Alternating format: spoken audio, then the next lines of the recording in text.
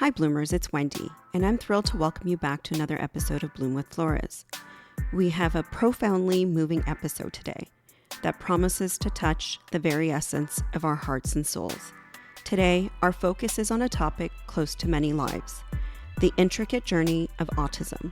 This is not just a conversation, it's a voyage into understanding, compassion, and the deep connections that make us human, exploring the highs and lows, the challenges and the triumphs that define the unique world of autism.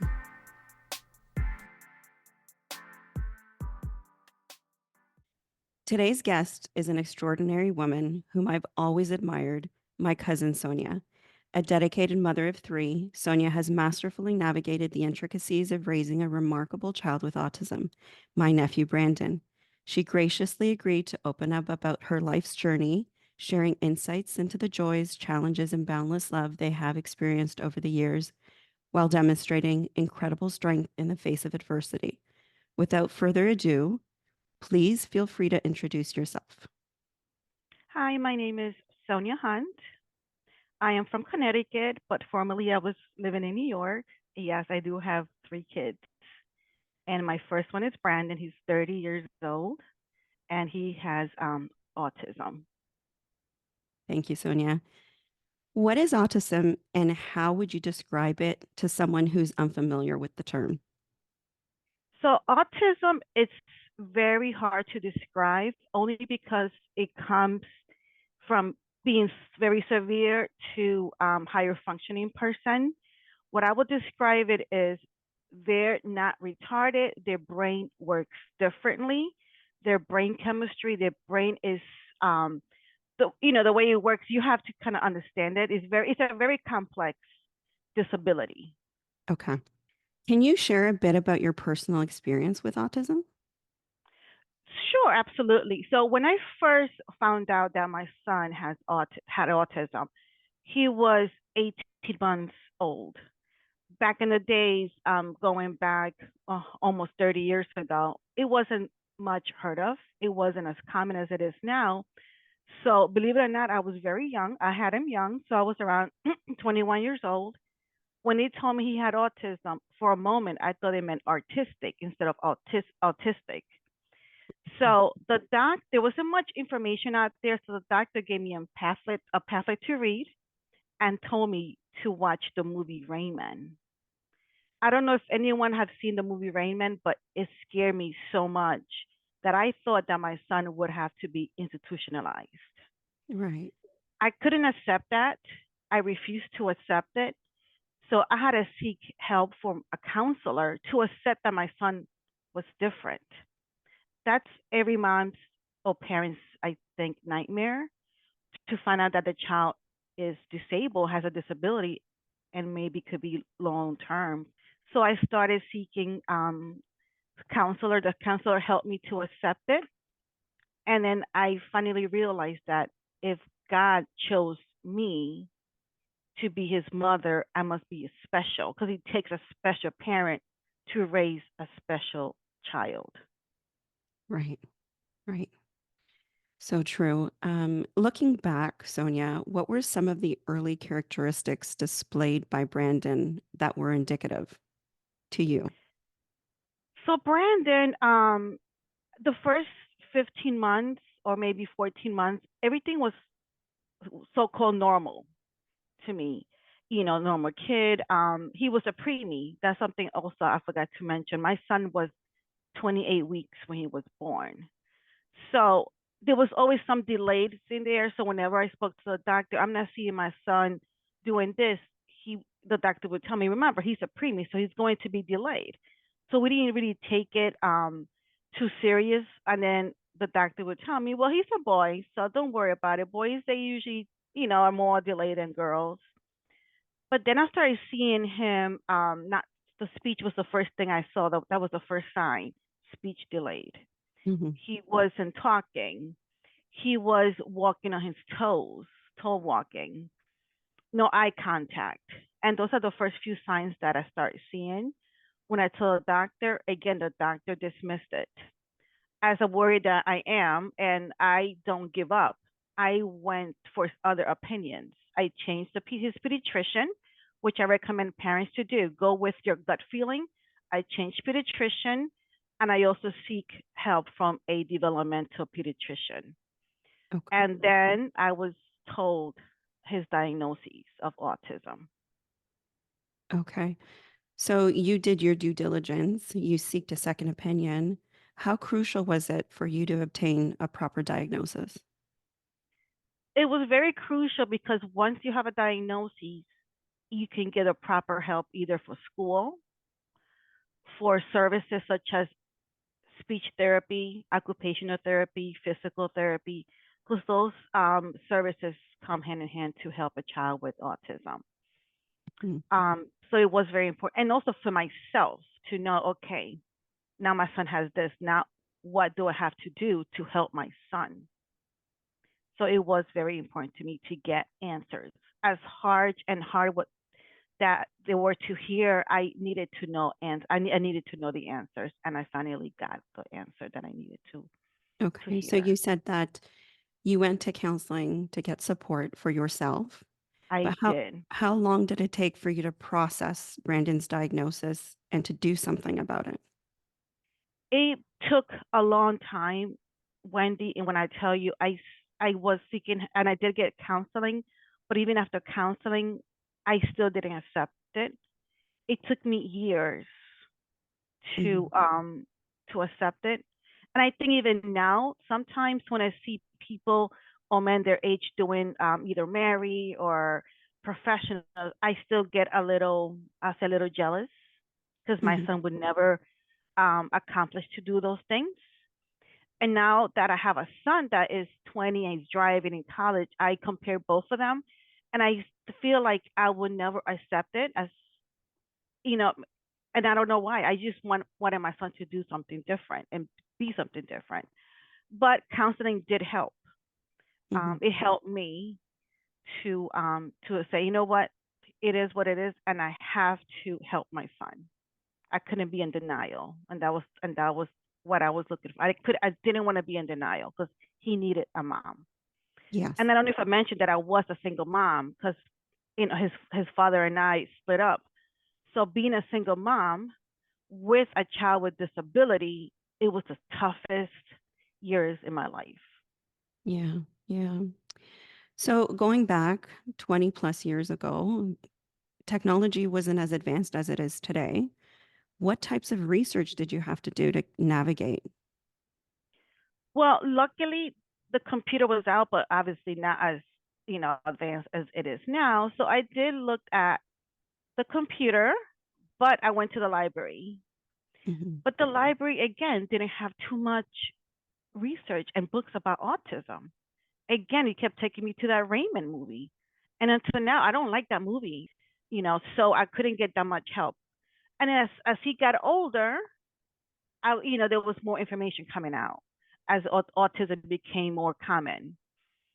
So as he got older, I saw more developing, services to help, such as ABA, Mhm. ABA services, more speech therapy. So from the beginning, I got him therapy, and the school gave me twice a week. I got private therapy for him as well. So I was trying to get him help as much as possible. Right. What's ABA therapy, Sonia? Something with behavior. So kids with autism, they behave a certain way, but when Mhm. they have like a schedule set, for example, if they have to go to the potty, you put the toilet there. So they'll come and tell you they want to go to the potty. So something with like cards and words for them to be able to Okay. communicate better. Okay. So you just touched on that. So what were some of the immediate challenges that you had with Brandon as you were navigating this new world? So, as you know, autism is very different for each individual. Yes. Brandon was very active. Hmm. I could not go out because Brandon wanted to run. And even when we went to like parties or stores, he will run between the racks and I couldn't find him. So it was very challenging. He pretty much he had like ADHD, but it was very, very active. Um, when when he was going through his hormonal changes, 12, 13 years old, kids with autism cannot express themselves very much. But he was still his body was still going through changes like a regular 13-year-old boy. He became very aggressive. Mhm. He became very angry. And I'm thinking now that I look back, maybe it's because he couldn't understand what was going through his body. Even one time he tried to hit me, which scared me because he was getting taller than me. I'm a short woman, so he was getting taller than me. So I had to find ways to help my son. Right. So those are the challenges that I dealt with, him being active and very aggressive. So you mentioned education, Sonia. Having a child with autism often shapes the educational experience differently. Can you share your experience with this? So my experience with the school system was really bad. Hmm. That's in my experience, school system always trying to save money. Always tells their favorite word is, "Oh, we're in a budget. The budget doesn't fit our budget." So it was very challenging. When my son needed certain services, they wouldn't give it to him, and I would have to fight, and even a couple of times threaten the school system, taking them to court to impartial hearing. And once they would hear those words, they would give up and they would give me what he needed. But it was terrible that there was one time that he was put into a school and the classroom was so small it was like a closet with Wow. broken windows. So I feel like they give the special ed students the most like the garbage of the school. Hmm. They don't treat him like they treat regular kids. So I had to Right. take my son out of that school. I fought and I had to take him out of that school because my son had to wear a coat in that classroom. That's how cold it was. Broken windows and a tiny little closet, like little small room, like a closet size. Yeah, So that's yes, I crazy. had my challenges with many school systems. But he did graduate high school, Sonia? He did graduate high school when he was 20, 21.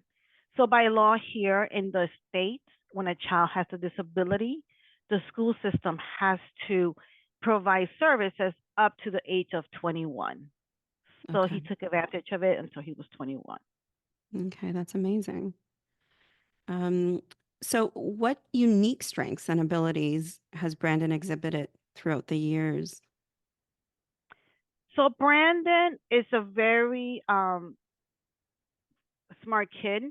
If he learns something, he will do it to the best of his ability, but he has to learn and get there. So what I wanted to do is make him as independent as possible. As many of parents know, we're not going to be here forever. So we have to make sure our kids are well trained when we leave this world. So I wanted to make him as independent as possible. Brandon, after high school, he started working with a job coach. He started working. He would go on trips. I got him into a really good program for kids with special needs or adults with special needs at that point. He would go on trips. He went on a cruise. And this is before COVID, because after COVID things change. He has acquired how to cook. Brandon makes his own breakfast and lunch. I don't have to make him mm, those meals. He knows how to prepare them. Nice. So making kids independent, no matter what disability, it's the best thing a parent can do. Make Yeah. them independent. Yeah. So that's something that me and my husband have worked very hard to make him independent, where he doesn't have to depend on us. Yes, yes. Um, so he's 30, you mentioned. How did your support system look throughout the years? So my parents helped me with my son up to like maybe 9, 10 years old.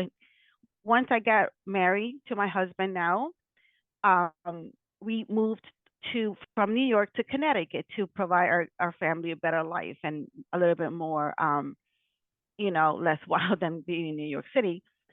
So it was just my husband and myself taking care of Hmm. our Brandon and my other son.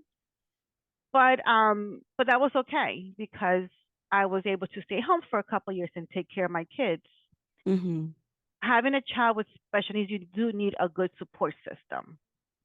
Even if it's a school system, if it's parent support groups, which I push to that, to get someone like a support group, which they Mm-hmm. have them everywhere. Every state has a support group, different chapters, and having friends, being around parents with other children with special needs, it's always very important because you understand them and they understand you and they get together. So to me, the best thing has been not family, but other parents that have children with special needs. Because Mm-hmm. even your own family does not understand because they don't have a child with special needs. So Right. in order for a parent to understand, they have to have a child with special needs. And Right. that's just the way it is. So you mentioned routines and that kind of structure when children have autism. What are some challenges that you've faced with Brandon when communicating with him? So Brandon takes things literally. And that's something very common with people in the autism spectrum. If I tell Brandon it's raining cats and dogs, he'll think it's raining cats and dogs. So they take things literally. So we have to. The way I talk to Brandon is like talking to someone that is 3 years old, Hmm. and I cannot give him long directions. They have to be short and sweet so he can understand. And I have to tell him over and over again so he can understand. Otherwise, he'll get confused, he'll get overwhelmed, and he becomes angry. So I have learned to talk to him sweet and short, and I give him many long directions because he gets overwhelmed. Right. How are your other children with him, Sonia? So my kids are wonderful with him. My son, that is 20, he is very supportive. Mhm. I have so in my mind, I don't want my other kids to be a burden, right? So I always tell my kids when I pass, I don't want you living with Brandon because it's not your responsibility. I just want you to look out for your brother. Call him once in a while, maybe invite him for Christmas or certain holidays. But I don't wanna push that because I don't want them to be like, oh, I have to take care of my. I want it for to do them because they want to do it, not because they have to do it because I told them to do it. You Mhm. know. But yes, Eddie, my son is 20. He drives him. If I'm not around to drive my son, because my son doesn't drive, and if he's around, he'll drive him to his activities. He will drive him to go shopping. So he does help out. My husband helps. He helps, and of course, my daughter helps him in certain ways because she's only 13, so she does help in certain things here around the house as well. Yeah. Such a close-knit family. You're blessed, Sonia. What are I some of the, know. yeah, what are some of the misconceptions or misunderstandings when it comes to autism?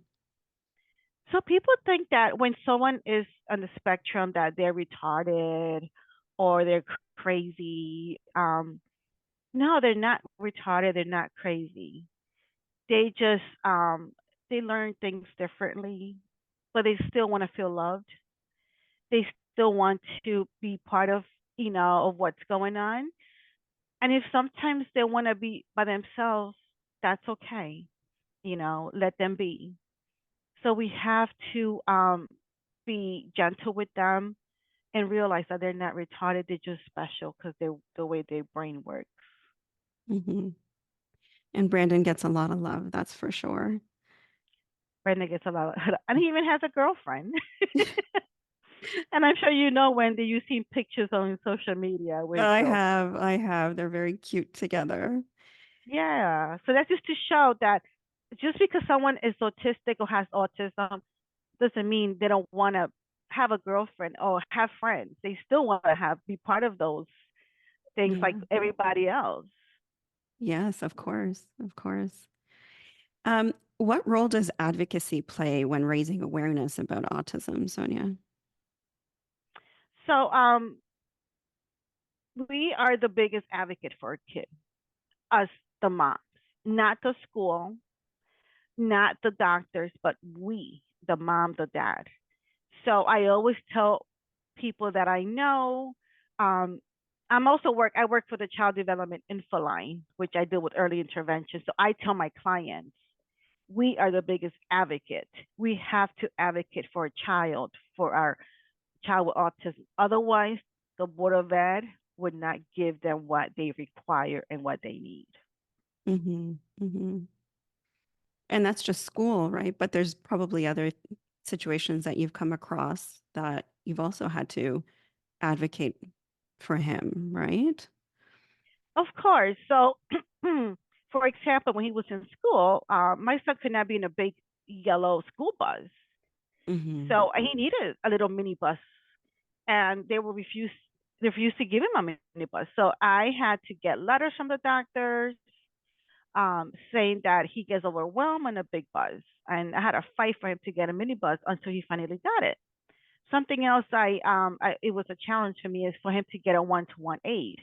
My son could not be left alone. He could have run away from the school, so he needed a one-to-one aid to go with him everywhere.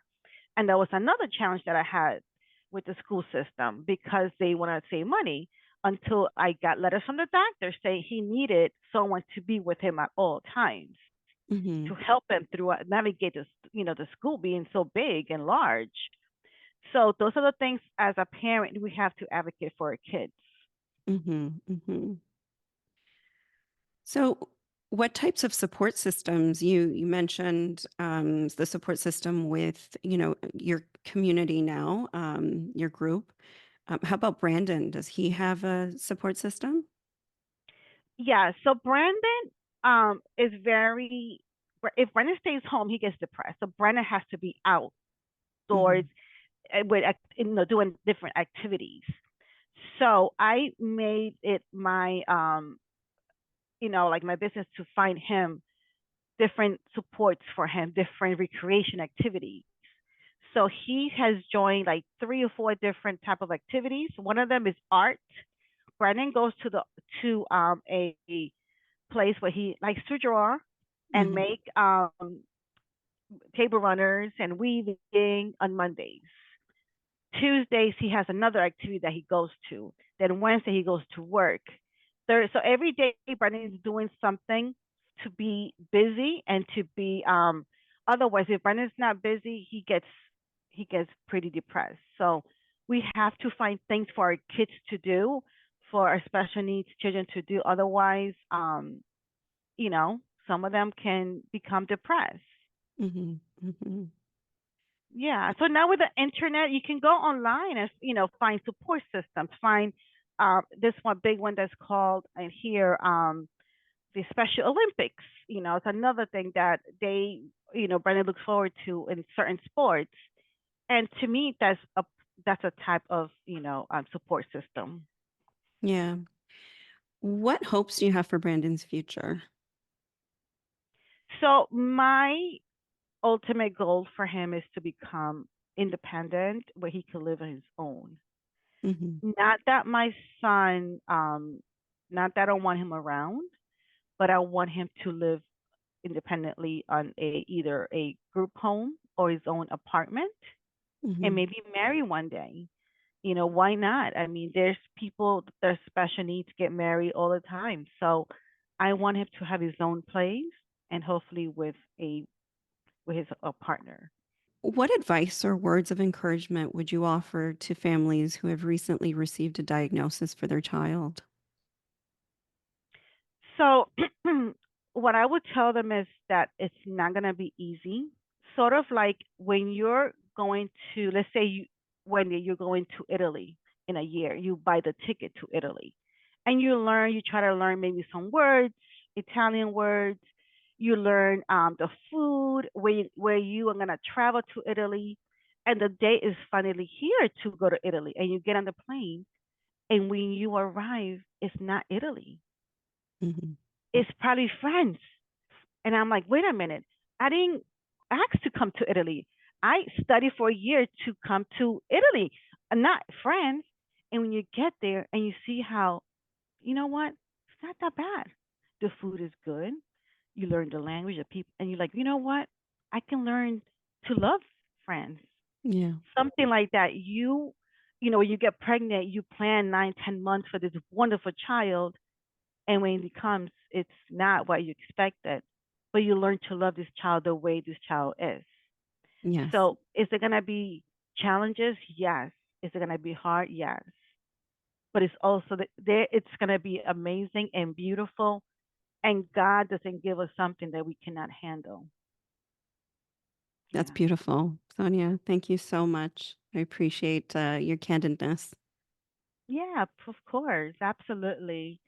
I mean, there was parents that helped me along the way, and I'm still gonna need help along the way as he becomes more of an adult, Mhm. 30, 40, 50. But I'm here to help other parents the same way other parents help me. And that's what we do here, help other parents. Yeah, so I guess maybe some encouragement would be seek medical attention immediately if you think something is going Yes. on. Mhm. Yes. Go with your gut feeling. Mhm. Doctors, pediatricians only see your child for 5, 10 minutes.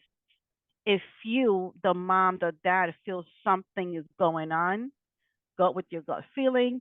If the doctor doesn't give you what you want to hear, you can seek second opinion.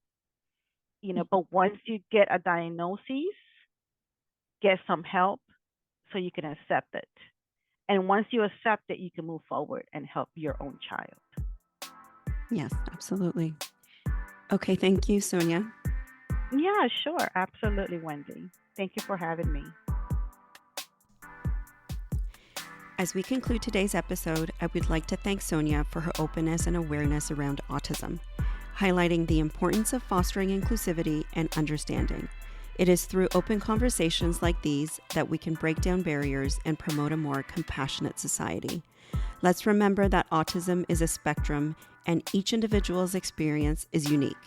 We'd love to hear your stories. Feel free to share your personal journeys in the comments or via our social media channel.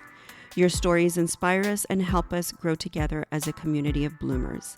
Stay tuned for more content, and until next time, keep blooming.